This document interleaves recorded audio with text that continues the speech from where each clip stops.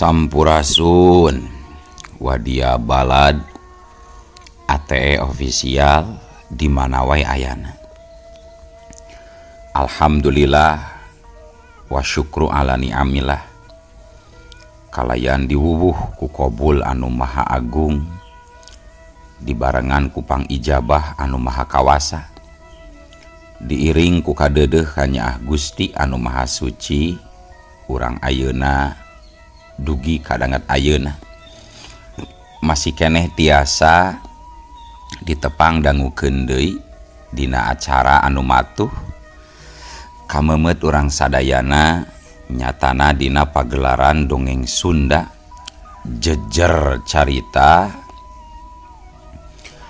Iblis Jatuk Rawarontek jilid kadua bagian anu ka 50 salapananya pamiarsa. Ieu dongeng mangrupikeun buah karyana Ce Lasmi Indri di Palihan Bandung. Kangge Acek Lasmi ngahaturkeun rewunuhun laksaketi kabingahan rehna parantos ngintunkeun naskah sakaligus ngawidihan mamang kangge medar ieu dongeng dina Kandaga ATE official ieu. Atuh sumangga kanu teu acan subrek kantun subrek heula ngarah langkung pogot sareng langkung sumangat deui ka si mamangna dina enggoning medar ieu dongengna. Ngingih hilap di like di komennya nu saseueur-seueurna. Lainna naon mamang masok bingah gitunya upami maosan komentar-komentar ti para wargi sadayana teh.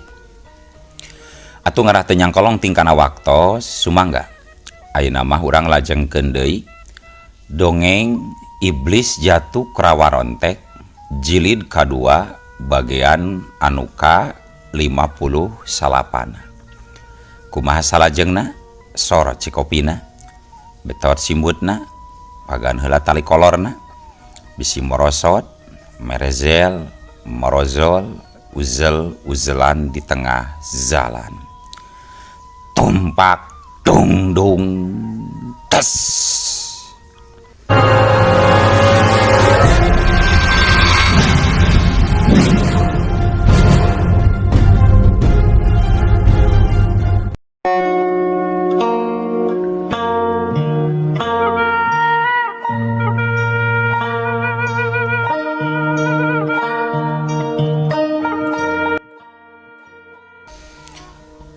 Harita halimunan lapisan kahiji bisa katembus telila nembus kana lapisan kadua laju nembus kana lapisan katilu kaopat tug nepi kalima nincak kana lapisan kagenep kakarak karasa aya dorongan panolakan mere dorongan balik anu kacidarongka. Si Kungkang Wulung jeung si Banaspati harita terus beki maju nyeret ka hareup terus ngadorong naker tanaga nguras pamikiran pangarti sapinuhna. Akhirna lapisan kagenep kahalimunan bisa katembus laju nembus ka lapisan katujuh kadalapan kasalapan nepi kadinya laju dorongan Banaspati jeung si Kungkang Wulung beki katahan. Duanana coba meakeun dorongan tanagana sagemblengna. Duar! Akhirna lapisan katujuh bisa katembus. Tinggal 3 lapisan deui anu nyesa tina 12 lapisan kahalimunan pager gaibna Siliwangi. Nincak lapisan ka-10 si Kungkang Wulung jeung si Banaspati katempo geus kapayahan urat-urat raranteng meh pararegat tur awak jibreg mandi kesang terus dorong Banaspati dorong terus Banaspati beakeun sakabeh tanaga samudalna Banaspati ya gorowokna si Kungkang Wulung nyumangetan si Banaspati. Dua leungeunna harita dikubat bulak-balik terus mere dorongan kana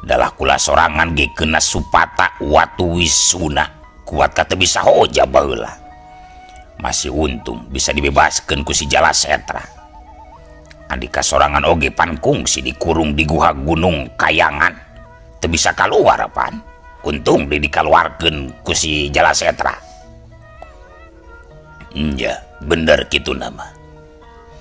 Terus rek kumaha tindakan urang ayeuna Wulung ngabongkar 12 lapisan halimunan tetep teu bisa kene. Senajan urang duaan geus ngagabungkeun kekuatan, rek kumaha ieu pilampaheun urang. Teuing atuh.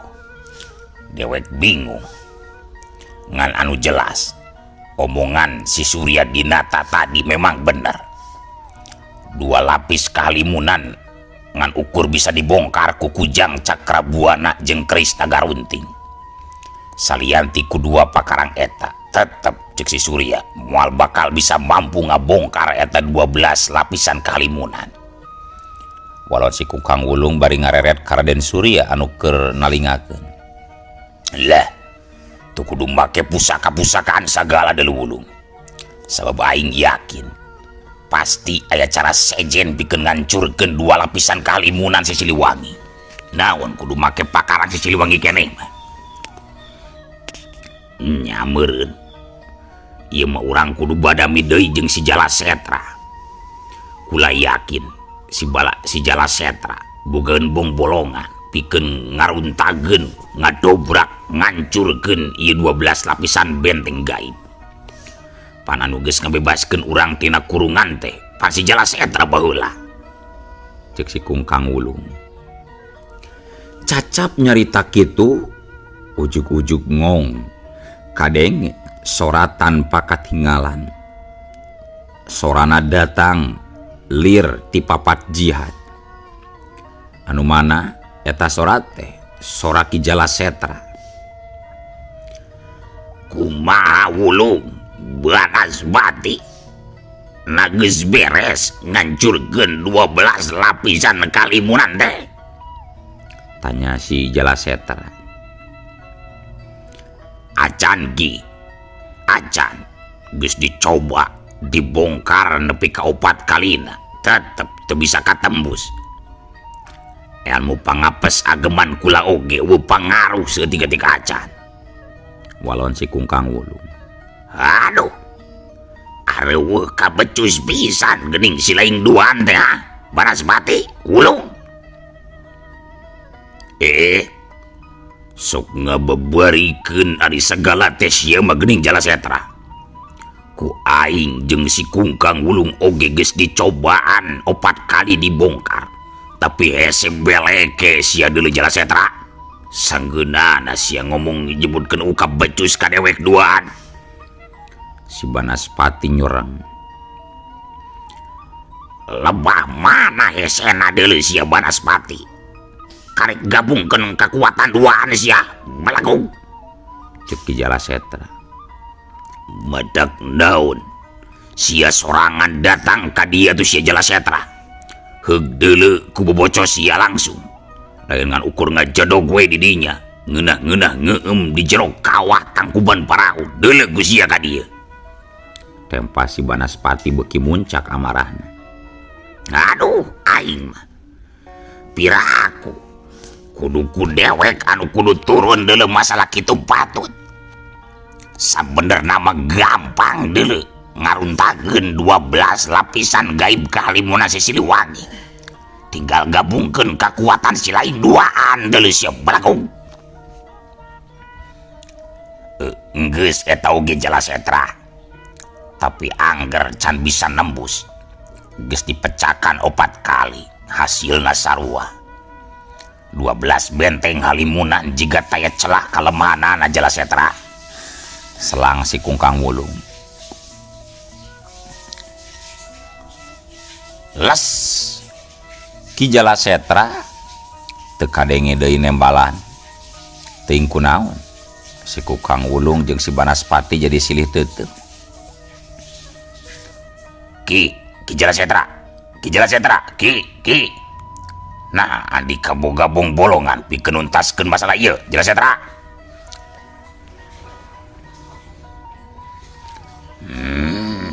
Sementara marane duaan mending baralik heula we ka Tangkuban Parahu.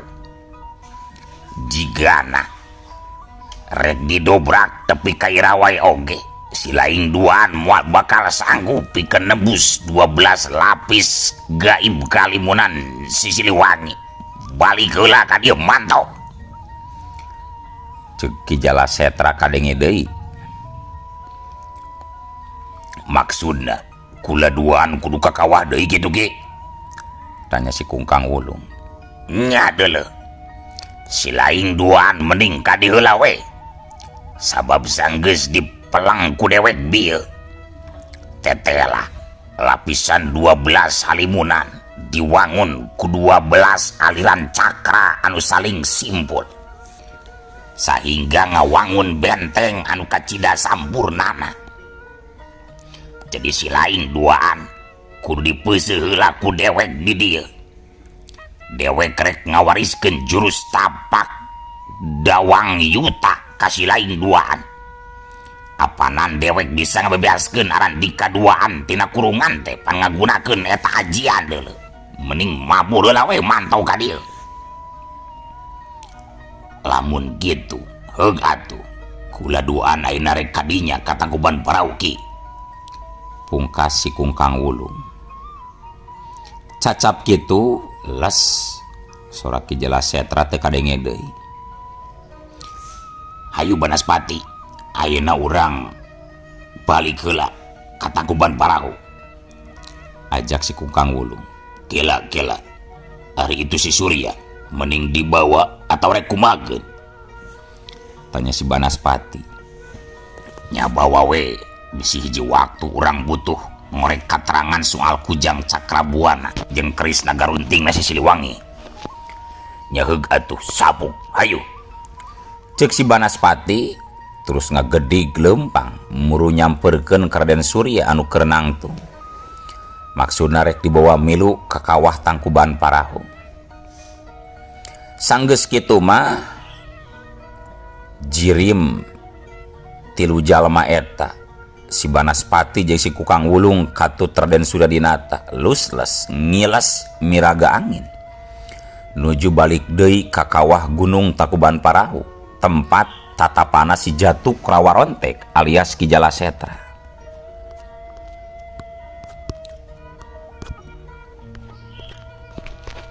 Cag kayaan si Banaspati si Kungkang Wulung urang tinggalkeun heula. Ayeuna urang caturkeun deui kaayaan di Pabuaran.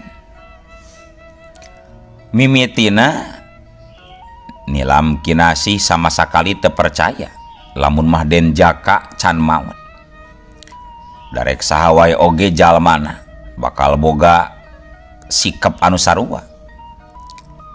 Kunaon Nilam Kinasih teu percaya Den Jaka can maot? Kahijina maotna Den Jaka katungkulan pisan ku dirina. Alasan kadua, Den Jaka maot pada nyaraksian ku tetangga-tetanggana, malahan Mang Dayung oge nyaksian waktu dikurebgeun waruga Den Jaka. Ngan sanggeus peutingna ngimpi, Nilam Kinasih mimiti sabil, mimiti kahudang kapanasaran. Pikeun mastikeun nya manehna dibarengan jeung Mang Dayung arindit ka kuburan Den Jaka. Satu tas makam Den Jaka dibongkar. Horeng di jero teh lain waruga Den Jaka, tapi ngan ukur sagolondong dahan tangkal jengkol. Pas nyaksian kitu, hate Nilam Kinasih campur aduk antara kaget jeung kabunga. Kaget sabab manehna geus jelas anu ngurebgeun Den Jaka, tapi nah kiwari jadi dahan tangkal jengkol. Nu jadi kabungahna nyaeta ayana harapan bisa papanggih deui jeung lalaki anu paling dipika cinta ku dirina. Nya sanggeus nyaksian anu dikubur teh lain Den Jaka, tidinya buru-buru Nilam Kinasih jeung Mang Dayung ngabiur balik deui ka imah. Maksudna rek ngabejaan soal itu ieuna ka Ratu Durgalarang. Atun nepi ka imah pikeun ngayakinkeun Ratu Durgalarang harita dibawa balik deui ka makam sina nyaksian ku panon sorangan. Barang gok nempo kana jero liang lahat. Ratu Durgalarang sarua kaget, malah robah pamadagan. Lamun Maden Jaka sabenerna memang tacan tilar dunya masih kene aya di kieuna. Lamun nilik seperti kieu, iya masih kene gede kemungkinan caroge Nimas nyaeta Den Jaka bener-bener tacan tilar dunya Nyimas. Cek Ratu Durgalarang. Mohon Nyi Ratu, mung abdi masih heran itu Nyi Ratu. Sabab abdi nyaksian pisan waktu ngurebkeun caroge abdi. Jelas apanan anu dikurebkeun ku abdi teh memang layon Kakang Den Jaka. Tapi nah ayeuna bet janten popongkol jengkol. Soal eta memang di luar nalar urang nih Mas. Ngan sagarupa hal anu aneh di alam dunia bisa wae kajadian. Lamun teh mah leres Kakang Jaka tacan maot Nyi Ratu. Terus di mana atuh ayeuna? Nah teu mulang-mulang ka dieu sedengkeun abdi istrina sareng Den Arya putrana ngarepkeun pisan kana kasumpingan Den Jaka. Di mana Kakang Jaka ayeuna? Tanya Nilam Kinasih. Numutkeun kula. Ayeuna mah urang perlu pikeun nalungtik kapatilasan Den Jaka. Kapatilasan Eyang Siliwangi anu keur dipalur ku Den Jaka teh ya. Cek Ratu Durgalarang.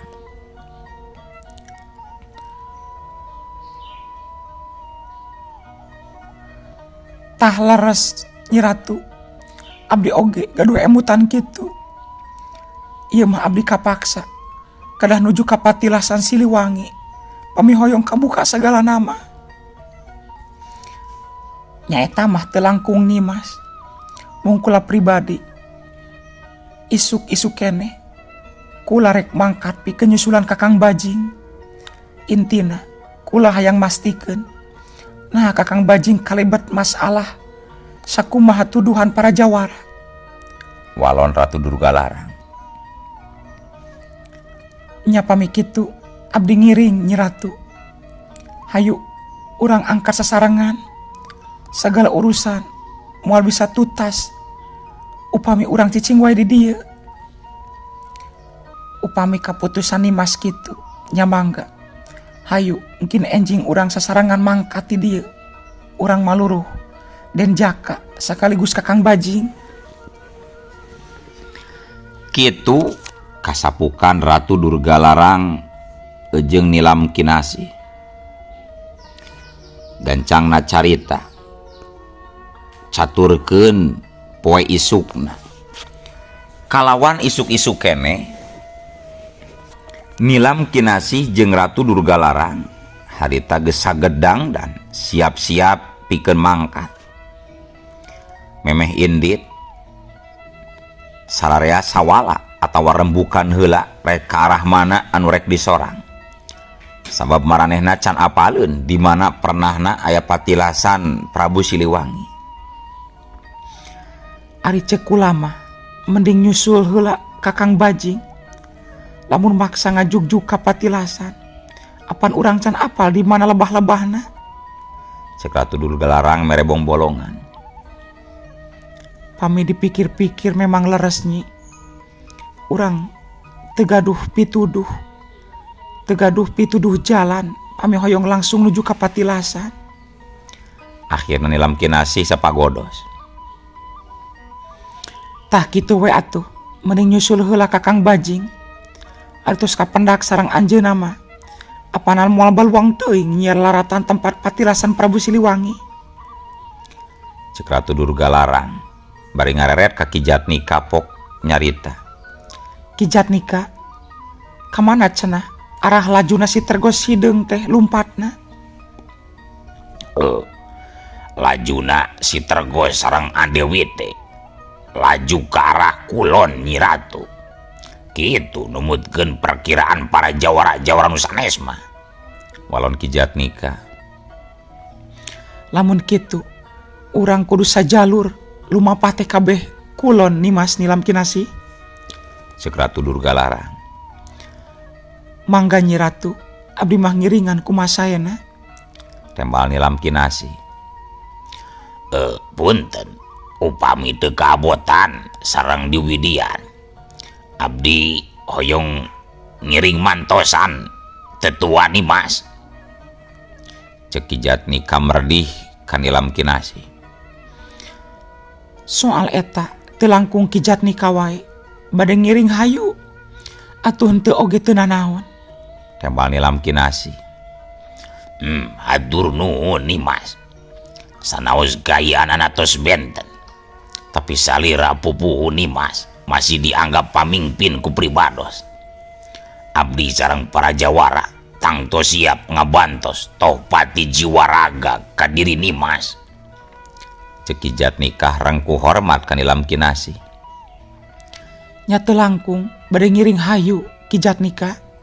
Pungkas nilam kinasi. Geus aya kasapukan kitu mah atuh kabeh pada siap-siap. Memeh indit nilam kinasi teu poho papadon heula ka Mang Dayung nitipkeun imah jeung anakna nyatana Den Arya. Mang Dayung, omat titip ieu bumi sareng Den Arya pun anak Mang. Sareng tong hilap kade Roris kebon oge nya. Apana saminggu deui bakal panen urang teh Mang. Cek nilam kinasi. Bari kituna teh song ngasongkeun duit ka Mang Dayung. Aduh, nitip artos sakieu mah moal cekap atuh Nimas. Nimas mah kawas teu terang wae kumaha jajana Den Arya. Apa Den Arya teh resep pisan jajan. Enjing-enjing pasti hoyong jajan awug. Engke siang jajan cendol sareng aro manis. Engke sonten jajan sakoteng.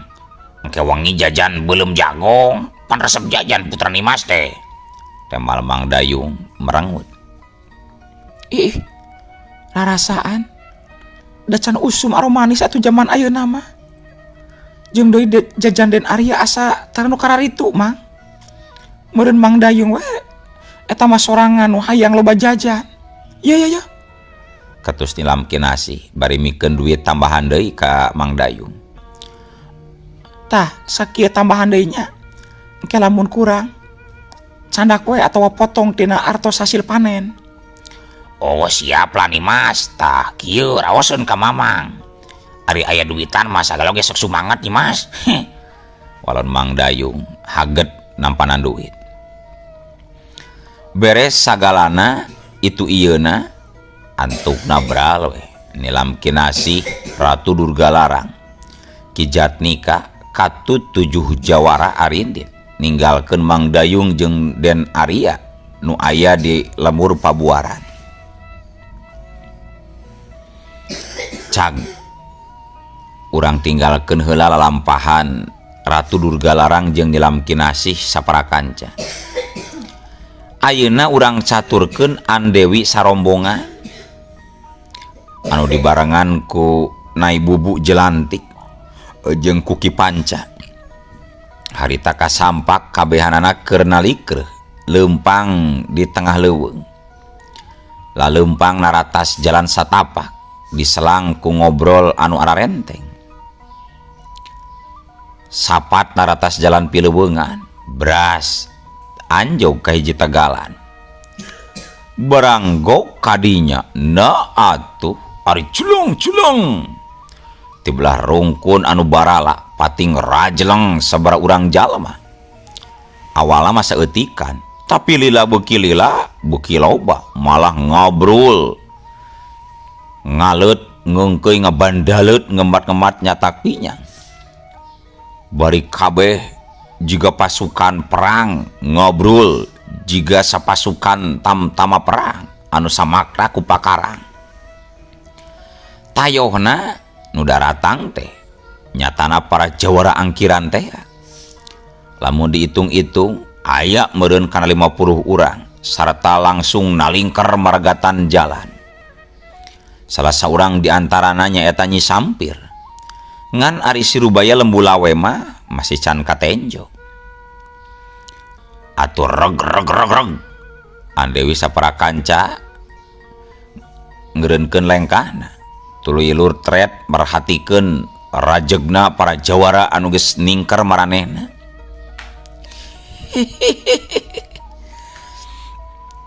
Rek kabur ka mana deui ilaing sia cocopet? Hah? Rek kabur ka mana? Rek kabur kana liang cocopet oge moal burung ka udag deuleu ku kami mah Dewi. Cek Nyi Sampir ditungtungan ku ngahehe seuri. Acan oge garing carita Nyi Sampir na atuh ari ujug-ujug euleuh waktosna kabujeng seep wadia balad ATE official. Keun atunya ieu dongeng teh urang cekapkeun heula we dugi ka dieu. Insyaallah enjing pageto baris dilajengkeun deui. Atuh ku kitu ku kieuna mamang saja amit mungkur amit mundur ti payuneun para wargi sadayana. Hayu ah. Assalamualaikum warahmatullahi wabarakatuh.